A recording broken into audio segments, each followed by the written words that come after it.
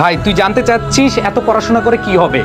একটু মনোযোগ দিয়ে শুন। তুই যে পড়াশোনা করতেছিস সেটা তোর পড়ার টেবিলে হোক, তোর হোস্টেলের পড়ার টেবিলে হোক, তোর ম্যাথের পড়ার টেবিলে হোক, তুই কি জানিস তোর পেছনে আরো দুইটা চোখ তাকিয়ে আছে?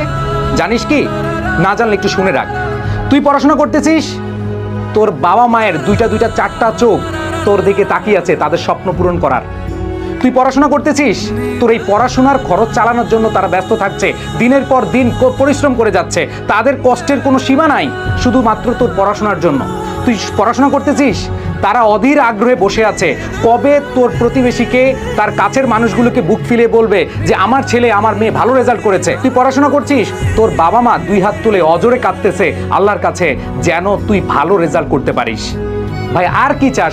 বাবা মাকে খুশি করার জন্য হলেও আপাতত পড়াশোনা কর। তারা যে তোর প্রতি বিশ্বাস করে এত কিছু করছে, তুই বিশ্বাসের মূল্যটা রাখার জন্য একটু পড়াশোনা করিস, ফাঁকি দিস না।